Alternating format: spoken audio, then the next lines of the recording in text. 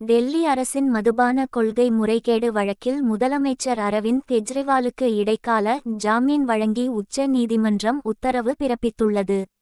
இது தேசிய அளவில் பெரிதும் கவனம் பெறும் நிகழ்வாக மாறியிருக்கிறது. மக்களவைத் தேர்தல் சமயத்தில் கெஜ்ரிவாலின் வருகை முக்கியத்துவம் பெறும் என தெரிகிறது. அரவிந்த் கெஜ்ரிவாலுக்கு ஜாமீன் கிடைக்குமா கிடைக்காதா என்ற கேள்வி எழுந்து வந்த நிலையில் உச்ச நீதிமன்றம் சற்றுமுன் பரபரப்பு உத்தரவை பிறப்பித்துள்ளது.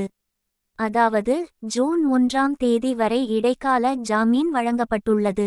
ஜூன் 2ஆம் தேதி மீண்டும் திகார் சிறையில் ஆஜராக வேண்டும் என உத்தரவிடப்பட்டுள்ளது. மதுபான கொள்கை முறைகேடு வழக்கை முழுவதுமாக விசாரித்து முடிக்க கால தாமதம் ஆகும். மேலும் மே 18ஆம் தேதி முதல் உச்ச நீதிமன்றம் கோடை விடுமுறையில் செல்லவிருக்கிறது. இந்த 2 காரணங்களை முன்வைத்து அரவிந்த் கெஜ்ரிவாலுக்கு இடைக்கால ஜாமீன் வழங்கப்பட்டுள்ளது. முன்னதாக இடைக்கால ஜாமீன் வழங்க அமலாக்கத்துறை தரப்பில் எதிர்ப்பு தெரிவிக்கப்பட்டது. இதனை எழுத்துப்பூர்வமாகவும் வாய்மொழியாகவும் முன்வைத்திருந்தனர்.